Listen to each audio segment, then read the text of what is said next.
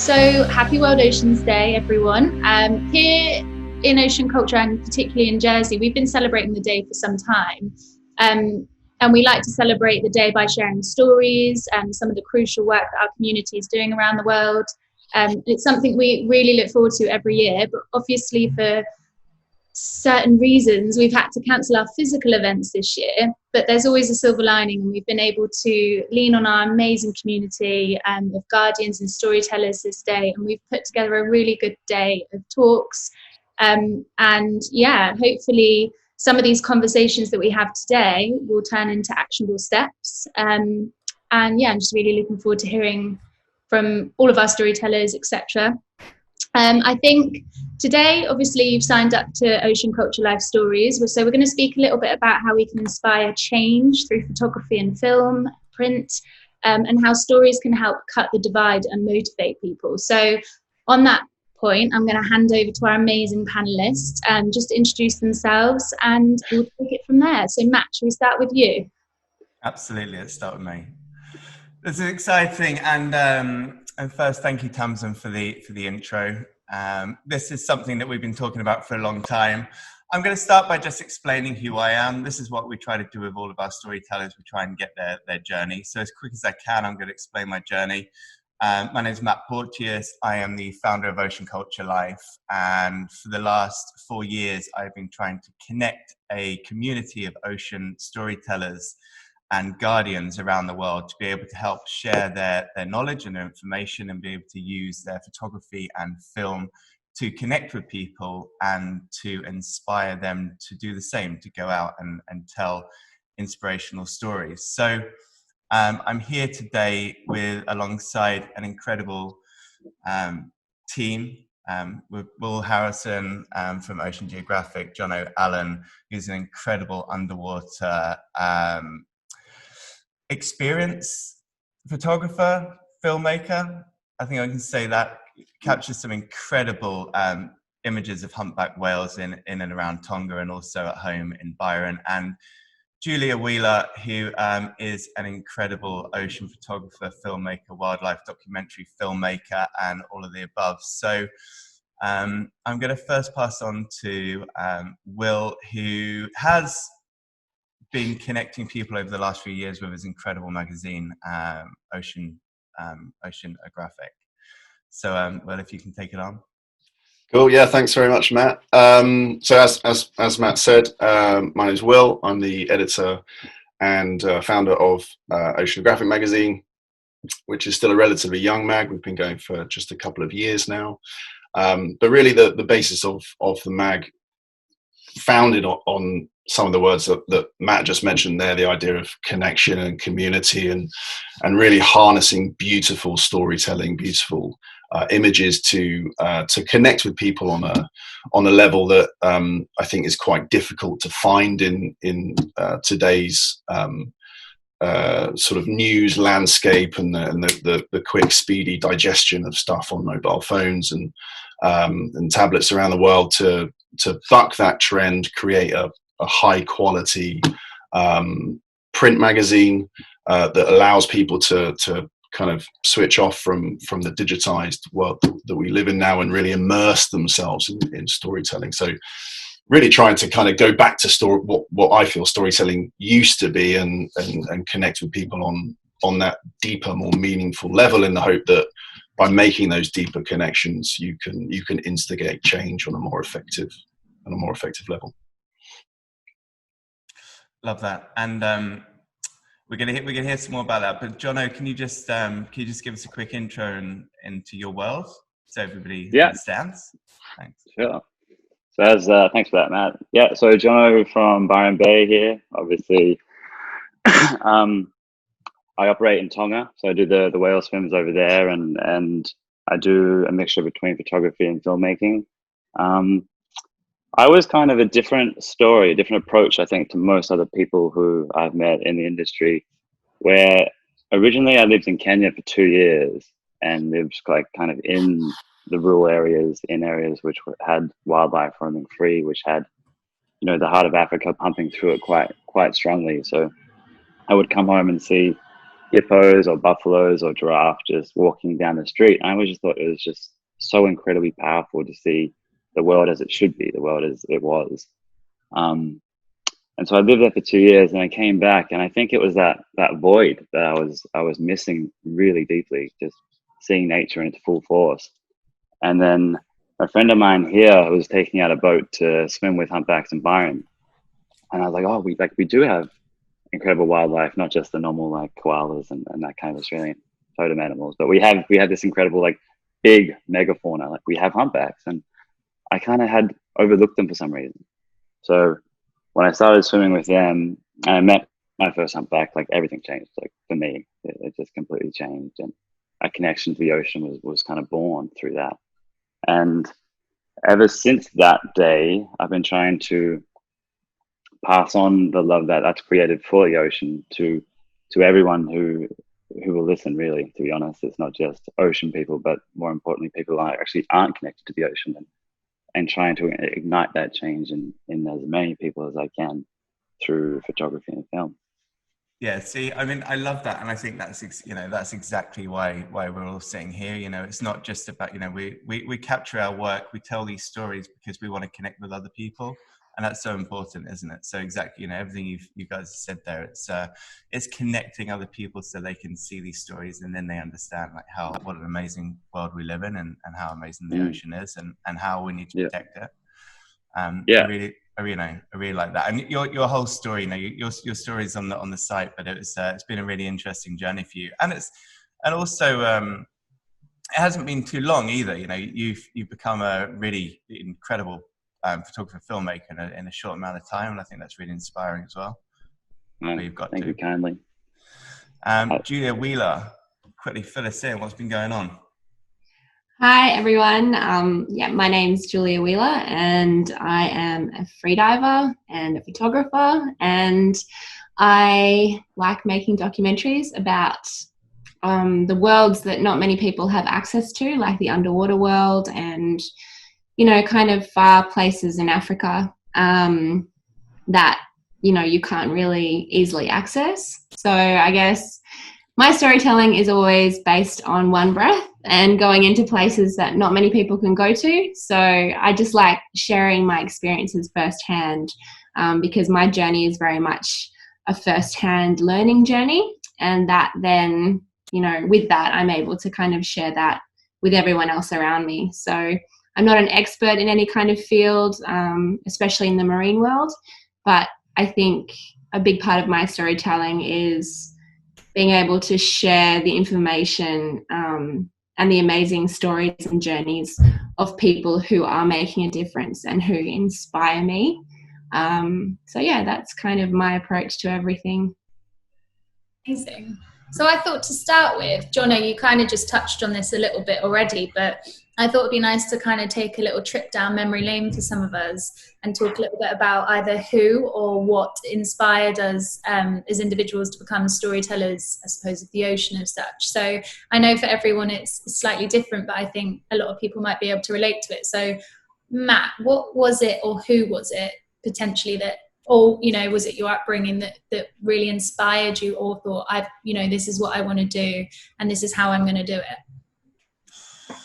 Yeah, so I think my childhood, I was brought up in Jersey. It's a small island, this little rock that not many people know about, but there's this little rock called Jersey, and I was brought up on the beach. I was left on the beach when I was a kid. I was brought up in a surf community, in a surf culture, and I probably never really kind of realized how fortunate I was until I got a little bit older, and I did a lot of traveling. I've always traveled a lot, and I was a surfer since I was a young kid, always interested in taking pictures. But it wasn't actually until I went to Hawaii 4 years ago that when I went to Hawaii, then I took a real interest in the North Shore lifeguards there, and I took a real interest in the culture in Hawaii. And that's where I really started to appreciate just the culture that people have in the ocean. So from telling these stories of the lifeguards and the shark conservationists and the surfers, and everybody's got a story to tell, and that story stemmed back to me being a young kid on the beach in Jersey, just being, left down there all the time. We were surfing and wakeboarding and swimming and free diving every day. So I think that's where, it stemmed from there, but then it was born when I went to Hawaii and realized that there is this same ocean culture in every town and every island around the world. Yeah, nice. What about you, Will? How did you how did you find yourself founding Oceanographic, or a little bit before that, obviously? Well, I mean, I don't want to preempt Jono and Julia, but I think I'm probably going to be the odd one out here in the fact that, because I've got two Aussies coming after me, and what Matt's just said is that, I didn't have a childhood that was kind of, the ocean day after day. My parents weren't particularly ocean goers. So I kind of came to the ocean space quite late in that regard. I was a journalist in current affairs journalism and absolutely loathed it. And there was an opportunity came up to work for a diving magazine, and really the decision was based around it sounded fun rather than I wanted to do something to do with the ocean. Mm-hmm. And it was during that period, 7 or 8 years, that I worked for the magazine, and I got to travel around the world and dive in some incredible places and experience some incredible things. Mm-hmm. And I think you can't help but be inspired by all those experiences collectively. When you spend time in the water with giant Pacific manta rays or bull sharks, or 90 minutes just hanging in the blue with oceanic whitetips, those things collectively make an impression on you. And I think the ocean just over those years revealed itself to me.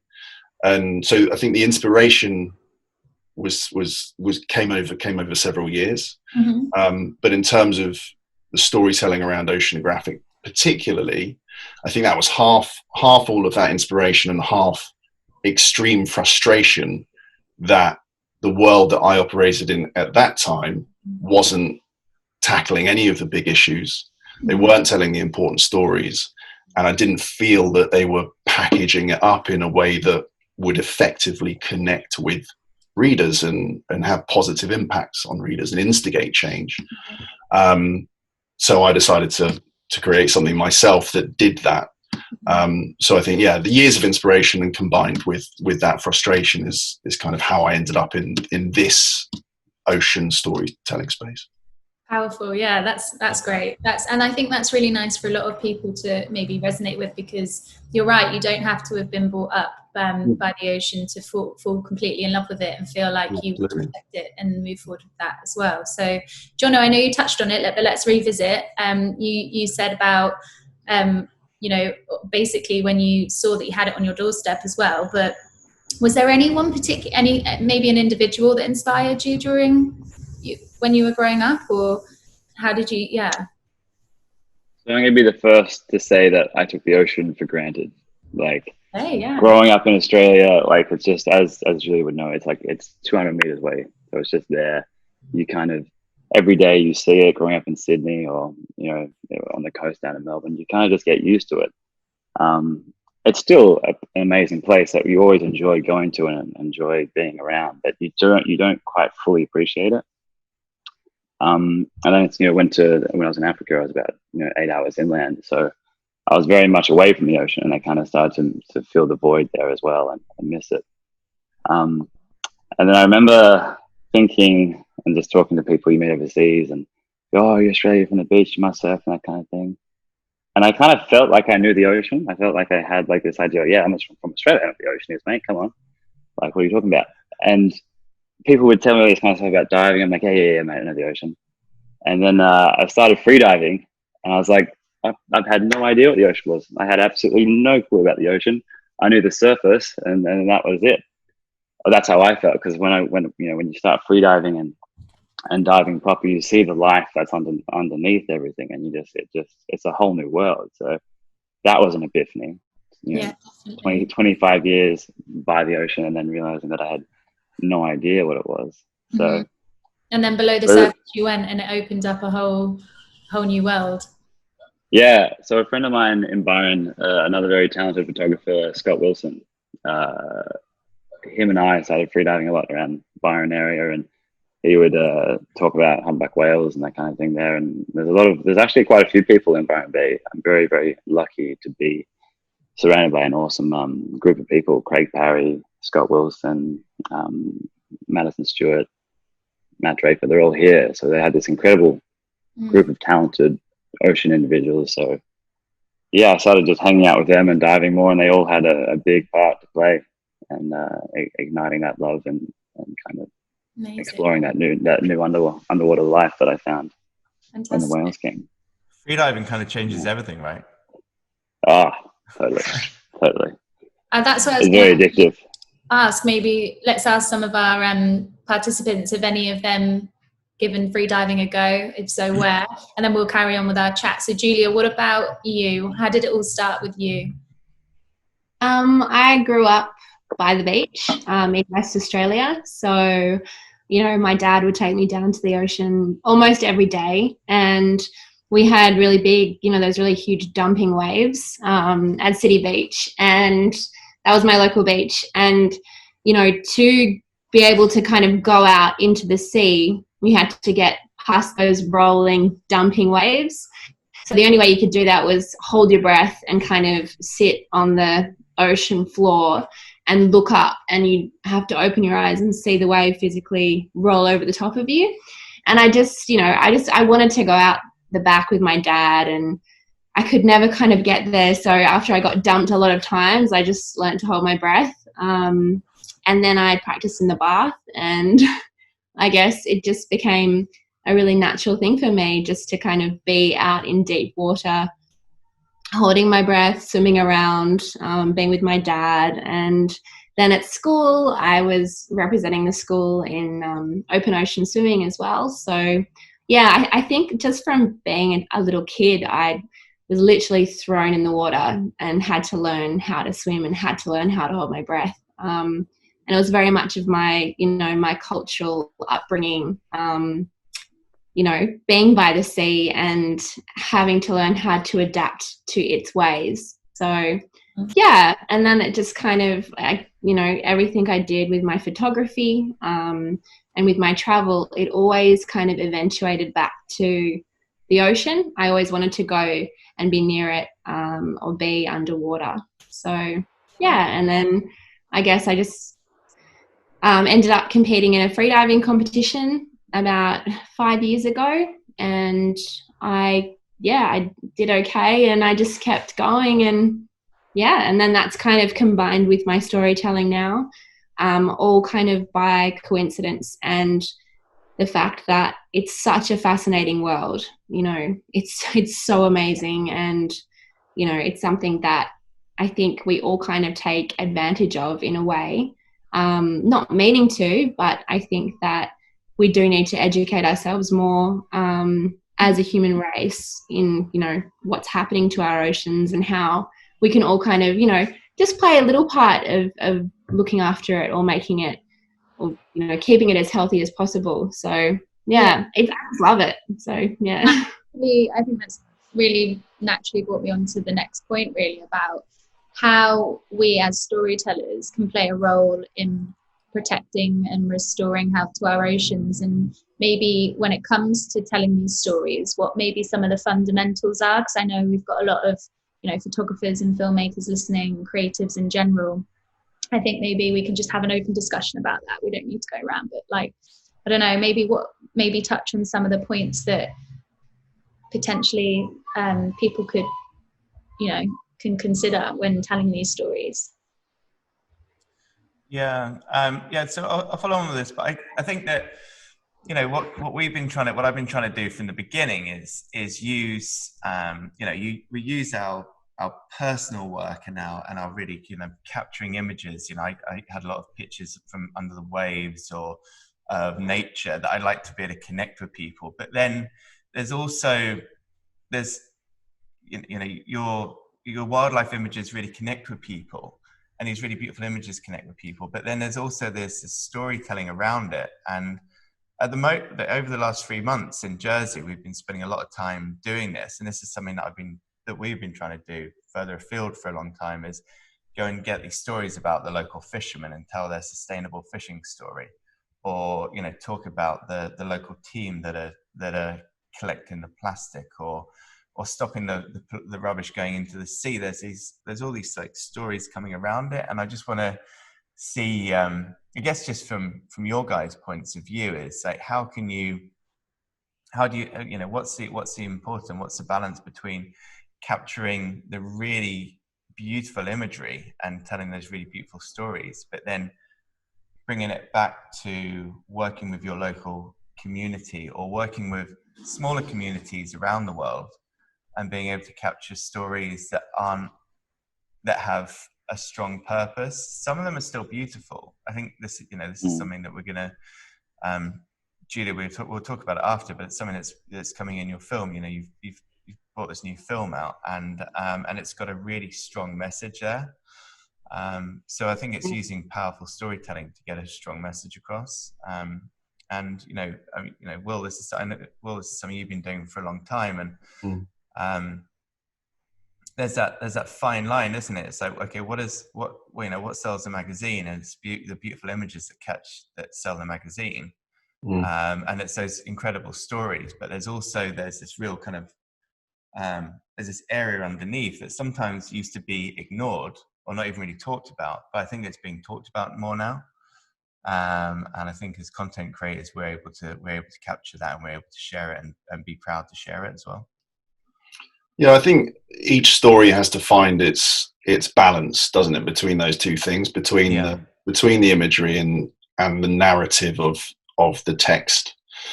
And I think that will vary story to story. Some their power is in a photo essay with short captions, and you don't need to go any deeper than that to have its impact. Others, the images are sort of the vanguard of the piece. They capture people's attention, and they get them in, and then really detailed, informative, compelling text kind of fleshes it out, and it's actually what people learn from it that is the central take-home piece, and that's what instigates change from that particular article. So depending on what you're focusing on, it the images and text will play a different role. Personally, and what we do at Oceanographic, I think the images are that's always the starting point. So if there's a journalist listening who's a writer, always, when you're working with titles like ours, always make sure you're on a trip with a photographer, or you have access to images that can help supplement your piece. Because for us, it's the images are everything.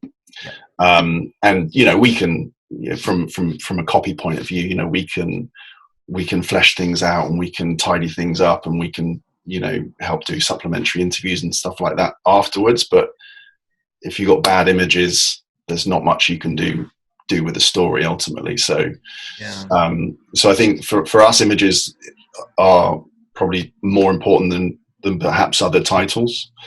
But I think regardless of the story that you're putting together, is about that balance between the two things. Yeah, and you can see that as well in your magazine, that image is everything. And also, something that we've always talked about is that positive image. It's that inspiring image, not using a shocking image to try and sell the story. Well, again, I think which is news. Again, I'd say it's balance, because we definitely go down the positivity route, and we want to inspire people and showcase the beauty of the ocean, but not at the expense of realism, because sharks are being finned, coral reefs are bleaching, and it's important to recognize that and still run stories on that.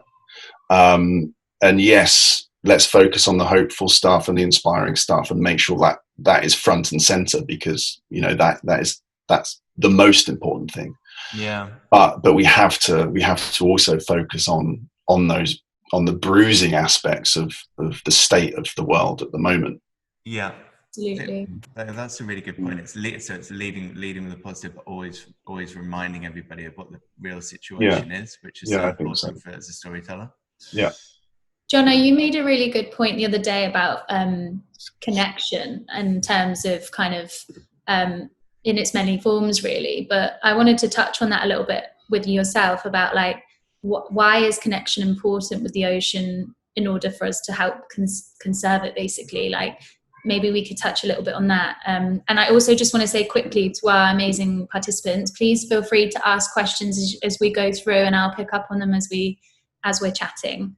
But yeah, Jono, let's touch on that, 'cause I think that's really important when it comes to, like research and connecting, because essentially, anyway, you crack on.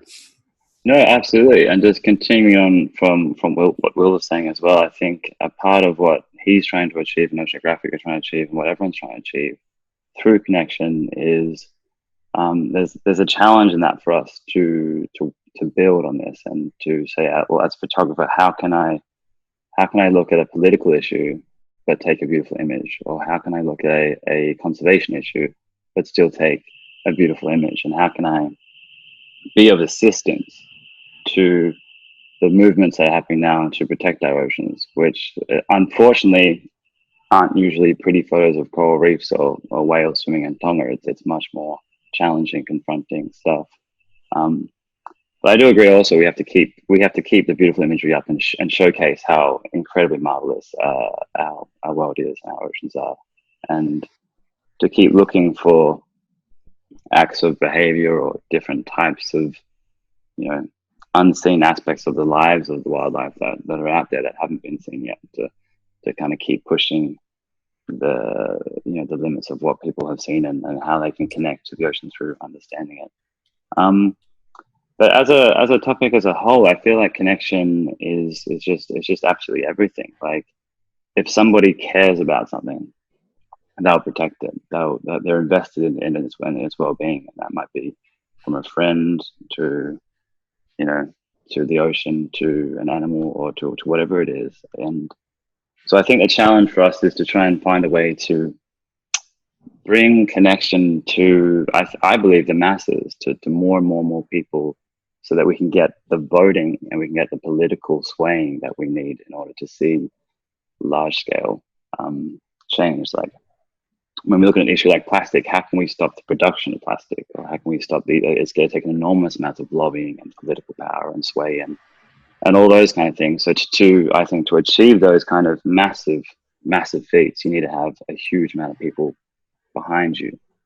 And I feel like we're all in this together and trying to get people to care enough to join sides with us and to do what we're trying to do and to create this movement that we're seeing. And I think the world is getting better at that, getting group momentum behind important causes. And I feel like, correct connection is the key to that. If you can really make someone connected to something, then you can get them to care about it. And I think, along with storytelling, I think as well, and the other aspects that I do with in my my personal approach is take people out to the ocean. So that might just be a friend who's never gone snorkeling before. You might just say, hey, you've never snorkeled, like let's go do it. Come out and meet the turtles or meet the dolphins or the whales, or wherever it is, and ignite that kind of connection. Because I think it's without it, it'd be a huge struggle. But if we get enough people, we can do some pretty big things. Yeah, man, I love that. And it's true about the experience. You take people on big experiences to Tonga, but then just take a family friend who's never been in the ocean before and just show them that. And it will change, it will change their life. It changes all of our lives when we go. Will, you were saying when you're going down and you first swim with mantas or you first with sharks, it's completely changed your whole outlook on what's important. And it's really incredible. Absolutely. Yeah. Julia, I think maybe you can elaborate a little bit on that in terms of, I know how much research and time and effort you put into your docs, your documentaries, and I think that's something that as storytellers we all need to be willing to do, obviously, before we kind of like dive in. I want to tell this story, but you absolutely have to kind of get to know, the communities it's affecting and the logistics of it and the politics, and that's something that I think you do really well. So maybe we could elaborate on the importance of that a little bit. Thanks. I think I was just listening to you guys as well talk about, finding that balance of how we can communicate to people, kind of showing them the beauty of, the marine world, but then showing them that, what's really going on, and then not losing their attention and not kind of discouraging them or, I guess making them lose hope in what's happening out there. So I released a short film half an hour ago, and I'm so nervous about it, and I'm actually like really nervous at the moment because I'm always looking for ways of how I can communicate to people without making them lose hope, and at the same time keeping them inspired. So it's really, really hard. And with what you guys were saying, getting people in the ocean, and even getting them to go swim with a turtle, or have an encounter with a humpback whale, or go diving with sharks. Not everyone can do that, even though I think it's like the most amazing thing and the best way to connect people back to the ocean. There is that responsibility. I don't know if you guys feel it too. Like, we have a responsibility to connect people without physically getting them involved in the water. So, I think it is challenging. I always try and remain on the fence. But sometimes, like with shark finning, recently finding out that, up to 270 million sharks are taken from the ocean every year. And it's a huge number, and it could, if we lose sharks, it could be catastrophic for humanity. And I wanted to tell a piece or a story that would inspire people to love apex predators and get to know them a little bit more, and at the same time show what was happening to them. So there's always the balance. There's always needing to kind of look at more than one opinion or perspective. But then for me, it kind of rounds off to what is right and what is wrong, and how can we make it better for everyone. And it's difficult. So I don't even know what that answers your question, but it's definitely I've got to say, I've been fortunate because I've seen your short film already, Julia, and everything that we've been saying then is it's exactly everything you've put into the film. You start with some beautiful scenes, and you're talking about the sharks, and then you go into the what the issue is and how bad it is. But then you talk about there's a really easy way to fix it, and it's so beautifully done, and it's so well put, and it just makes people understand it. It's but how much a shark's worth? And what's the name of your new short film? Well, I called it Shark Attack. So it's called Shark Attack, and it's 4 minutes long, and it's basically about sharks being attacked by humans, because that is essentially what's happening. Exactly. And I feel angry, about it, and I feel disappointed about it, and I feel all those things that I'm sure you guys feel. But at the same time, we still can do things about it, and we can be angry, we can point the finger, but I kind of try and just give people, the call to action. What can they do? Like support ecotourism, support the development of marine conservation areas. Just be aware, don't eat shark fin soup. Check if you're ordering at a fish and chip shop, just ask what you're eating. Where does your fish come from? If you're at a restaurant, are you eating flake?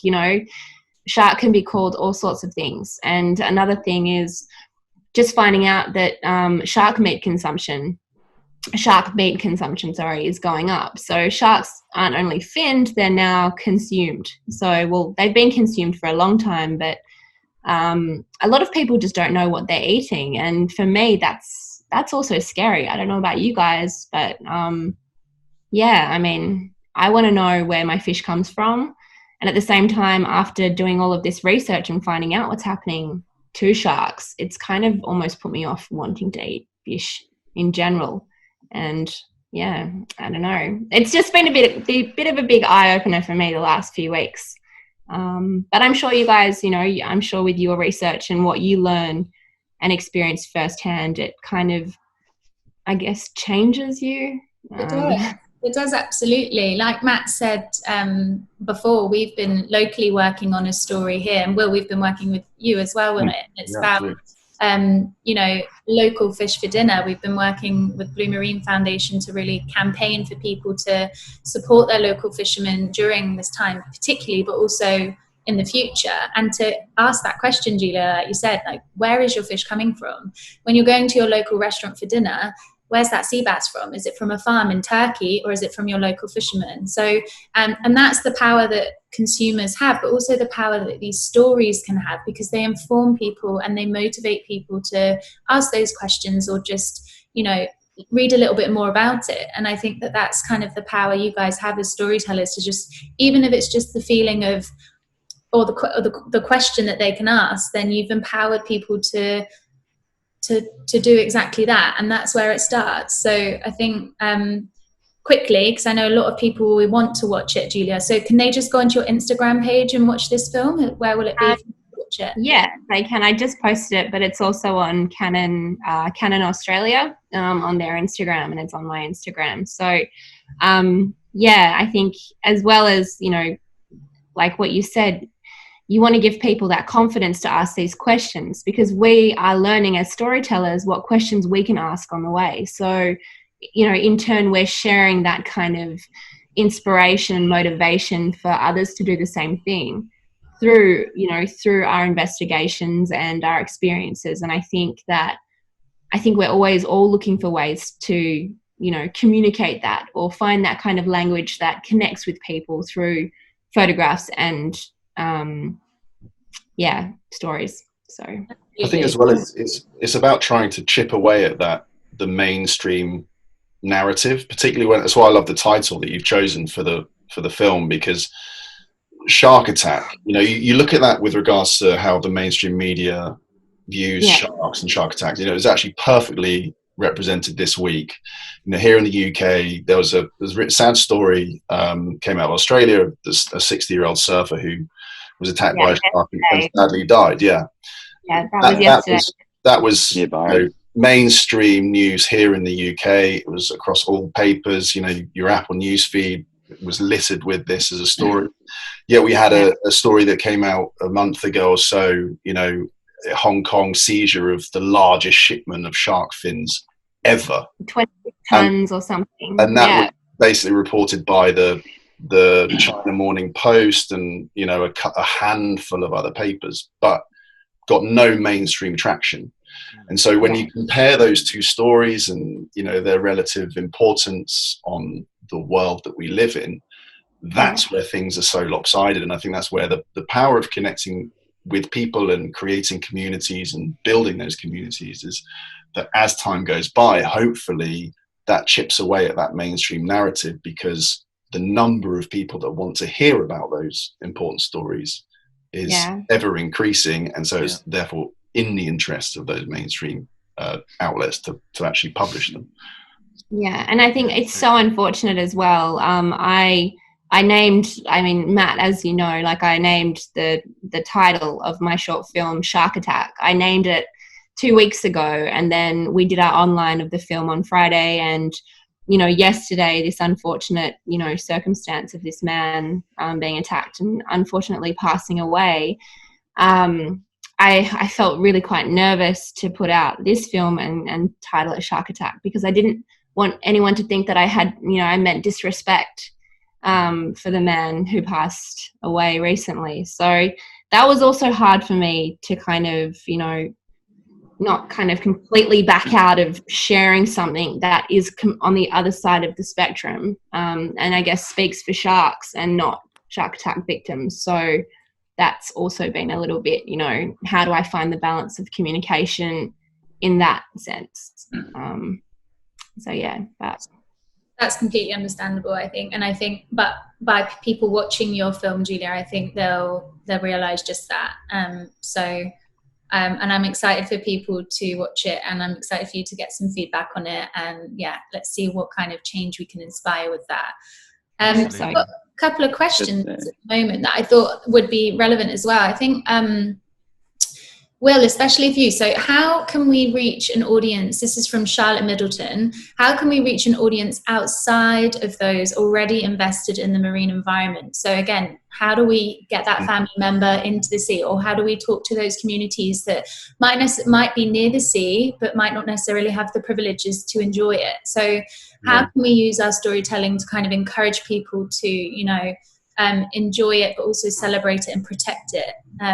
Yeah, I think it's one of the great challenges, isn't it? I mean,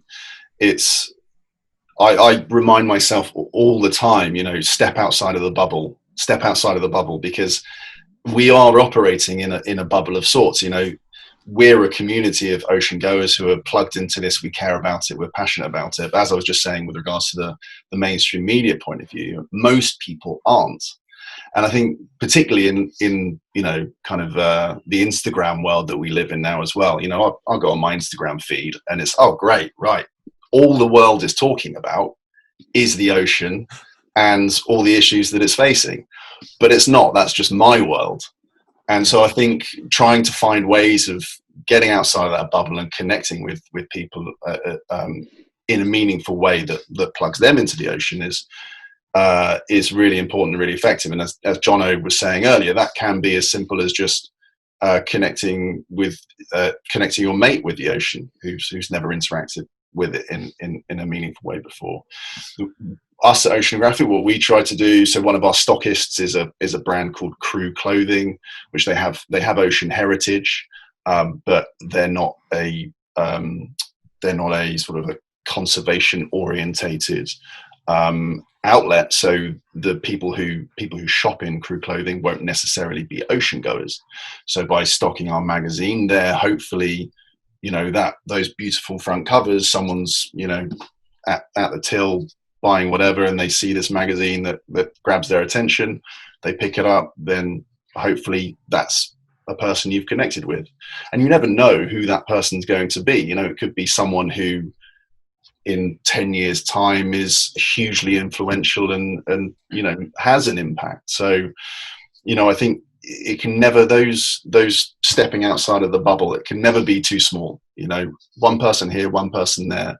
Yes, it's great if you can do it on a broader scale. We know, for example, we have in Australia, actually, funnily enough, we have quite a number of schools along the East Coast that subscribe to the magazine. So we know that classrooms of children are being kind of engaged with ocean content on a regular basis. So it's a challenge that I think we probably all readily admit is a difficult one to achieve.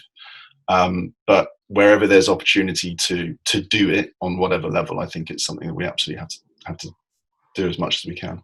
Yeah, no, I love that. It's absolutely about stepping outside your bubble. I think that's so important for all of us and for all storytellers in general, no matter what sector you're in, because let's face it, if you're already interested or you have a connection to the ocean, it's a lot easier to sympathize with the material. Whereas if you're not, that's the challenge, and that's how we really, inspire these changes. So I think that was a really good question. Thank you, Charlotte. I know we've got a lot of creatives on the chat. I know a lot of you have asked. One of you have asked about you're going into environmental filmmaking. You just graduated from a business school. Would you recommend doing a master's? Let's talk about this a little bit, because I know that I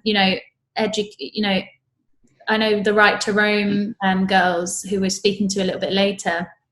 They studied film, and naturally, some of their documentaries are just incredible. And I think that when it comes to studying this, there's obviously always positives, but there's definitely other ways that you can lean on networks and communities and other creatives to ask these questions. But what about that, guys? Do you think you'd recommend them doing a master's when it comes to environmental filmmaking, or is that, how did you guys, did any of you do that? Or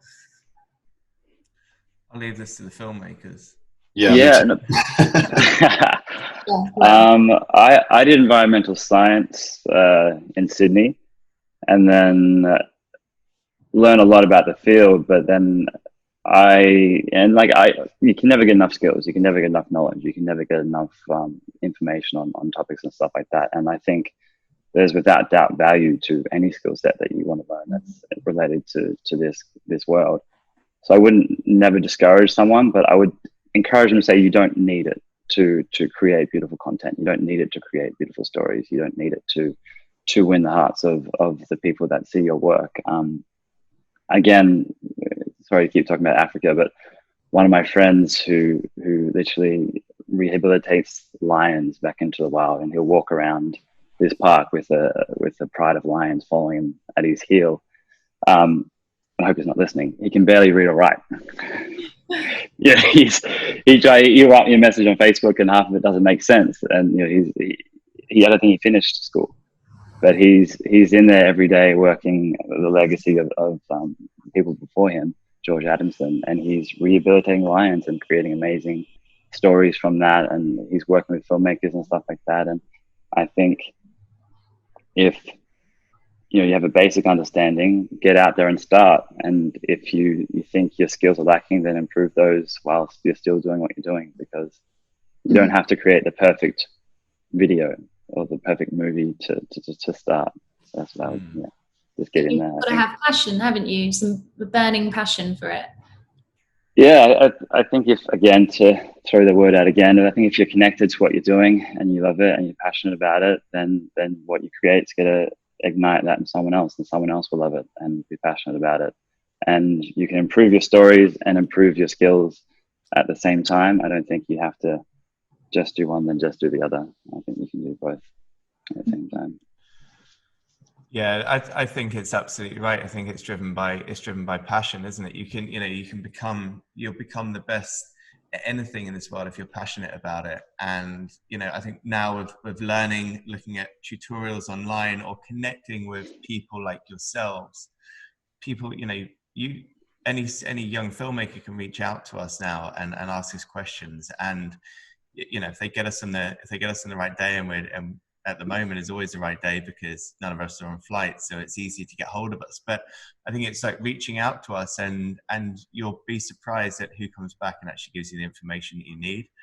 And I think that's what a lot of people are scared of. It's like, people are scared of asking questions, but then it's self-motivation and reaching out and connecting with that wider community of people that have the same interests as you. I think that's really important to get across. Yeah, I think there's a lot of people, and there's some Tracy Howes from Bournemouth. Oh no, sorry, she's in South Africa. No, South African freediver based in Bournemouth. She said it's, she's struggling at the moment because obviously you can't get in the sea, or haven't been able to get in the sea. And I know we've been speaking to a few guardians and storytellers over the last few months that just haven't been able to get in the sea, and it's been a really tricky, hard, challenging time for them because it is a medicine for a lot of people. So what do you think we can say to people moving forward? I think COVID as well, what can we do moving forward as storytellers to kind of, best leverage what's happened and how we move forward? I think for us, it was and Will especially as well, it was the positive that's come out of it here locally in Jersey is the fact that as a community, we've really got together and we're supporting local fishermen, and we're asking the questions about where our fish are coming from. We're asking local restaurants, where's this fish coming from? Are we supporting local fishermen?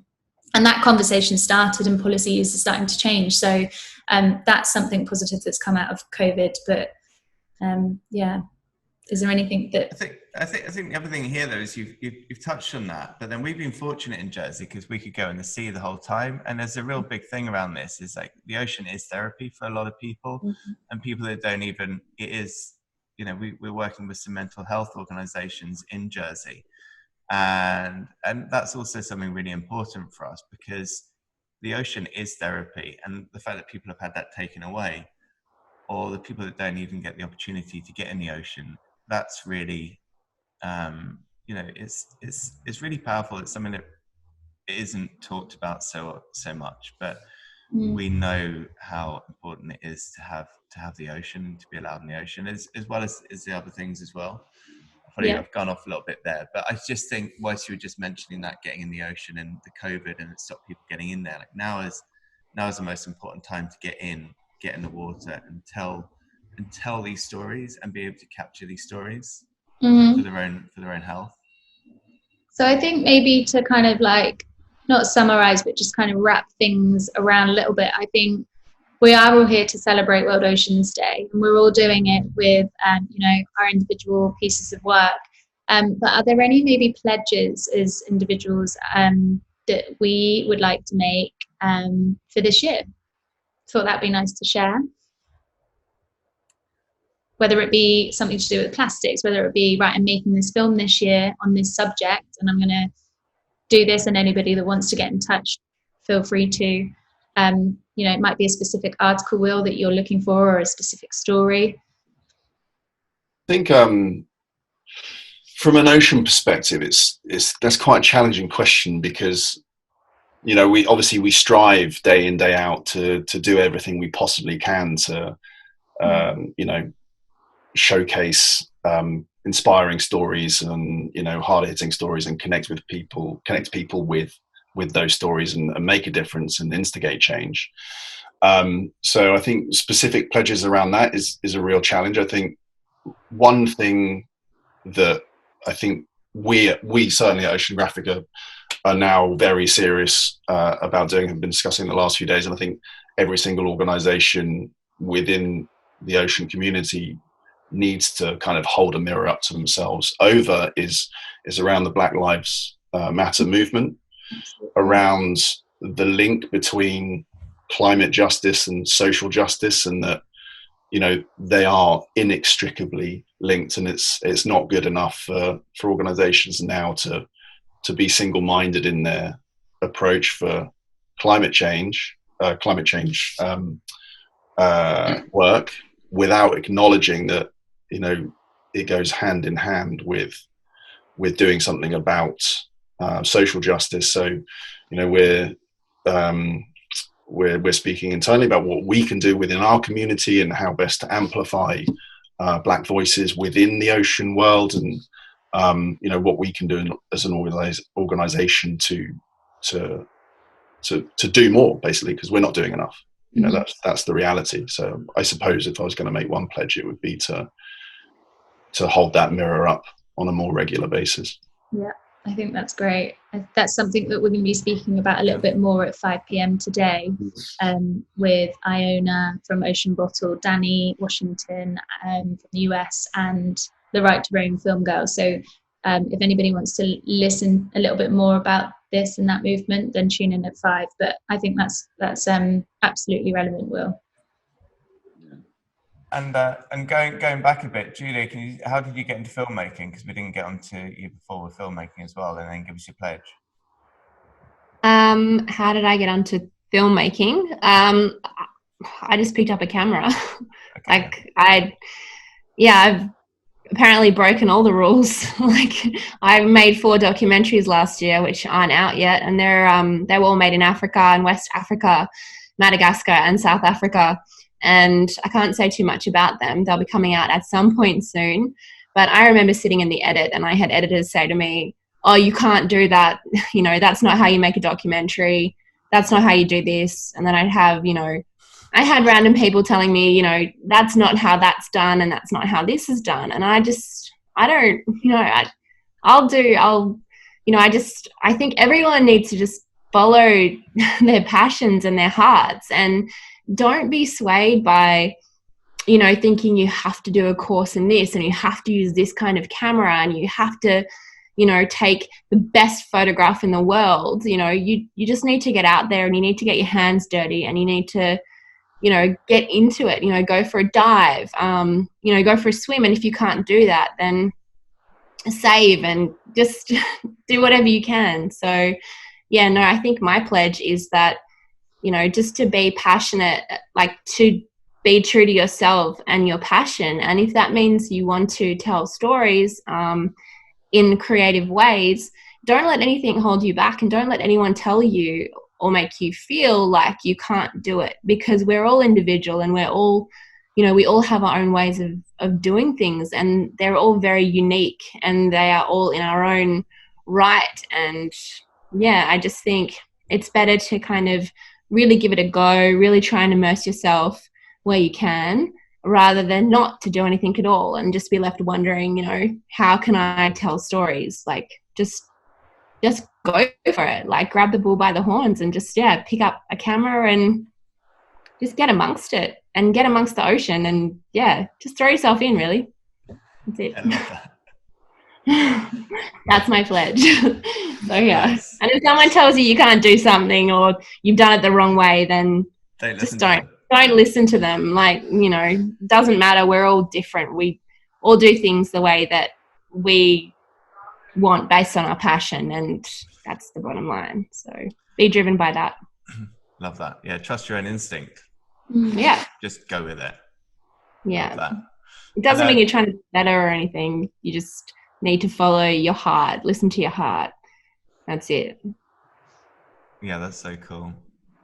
Jono, hit us up. I want to follow on from Julia, and just say the same kind of sentiment where I want to deepen and strengthen and explore my connection with the ocean and my love for the ocean, and kind of, I think, find what I'm more and more passionate about, and then capture that and put it out there, and hopefully inspire other people to kind of also feel that.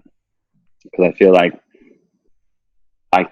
guilty of just getting caught up in the imagery, the aesthetics, trying to take the perfect image and stuff like that. And I feel like it's easy to neglect, the other side of it. So your love to the ocean can be separate to the photography per se. So I want to get deeper into what I really love about the ocean and try and capture that better, and then put that out there. And if I can, try and get more people who I know, friends of mine, to connect with the ocean, and then maybe even see if it's possible, and probably will be able to touch on this better than I would, to see if like the mainstream media can be more of an ally than an enemy. Try and get some positive stories out through them, and try and get some connection with the ocean through those huge, big, powerful organizations. I might be naive and thinking that's possible, but I want to try, and I'll try, give it a go and see how it goes.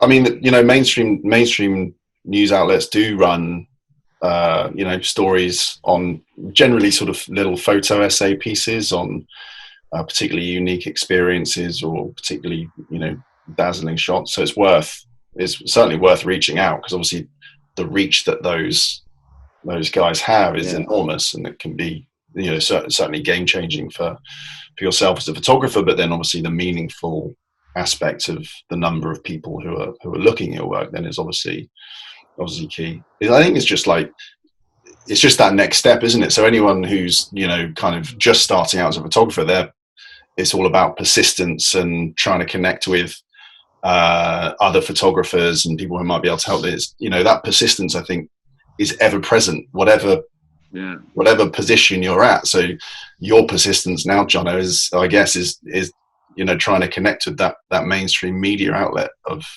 the world, and just don't take no for an answer. Just keep trying to connect with those picture editors. Just keep sending the material. Eventually they'll publish something.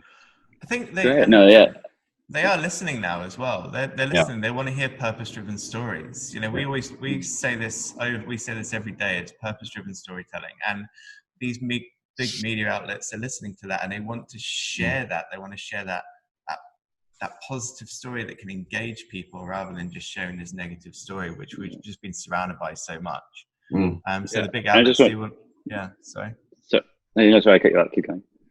Yeah, so it's exactly how Will says it. Just reach out to them, reach out to the big blogs and the big media outlets, and just they'll hook at some point. So you just need to keep going with it. Yeah, for sure. And I think as well, like, even obviously that would be a massive inspiration for me as a photographer, but even if it was as a collective, even if it was a group of photographers all doing a story, I think as far as the mainstream media goes, it's probably more for the outcome of this conservation, what we're trying to do to protect it. So maybe, there's a lot of competition within the Instagram world, and a lot of people competing to be seen, which is understandable. But one of the greatest things about today in this event and Ocean Culture Life is working together for this. So I would be completely open to, as a collective, putting stories towards the mainstream media, or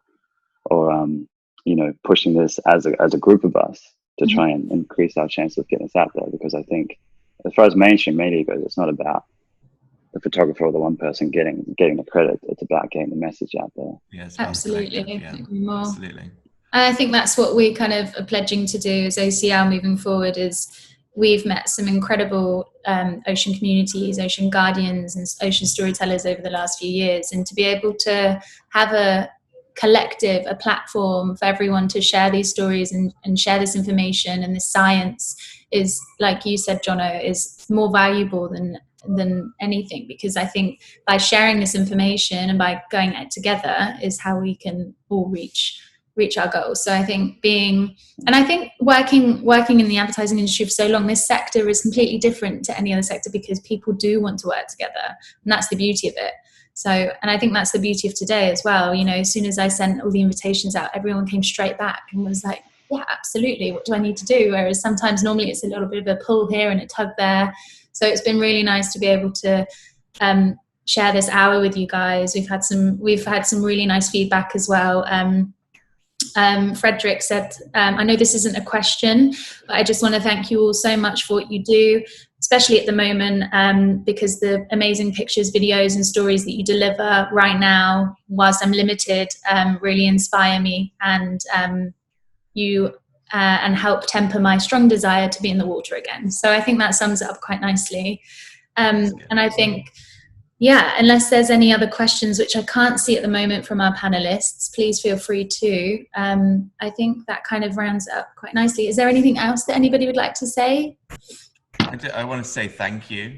I want to say thank you to you guys for jumping on board. And, you know, I feel more passionate now than I ever have done about this. And I think these last 3 months has given me the time to reflect and to not be so busy in my commercial world, and going back to, you know, give myself more time to get in the ocean, because I know this is where I need to be, and it's where I love to be, and be out there telling these stories and continuing to surround myself with incredible people. I think it's so inspiring, and it's so great to work with like-minded people and creators. And, you know, I want to thank you all. And I look forward to continue connections, and I hope that you guys can connect after this, and we can keep reaching out and bringing new people in, and sharing incredible stories. You know, we're fortunate to live our worlds in or around the ocean, aren't we? So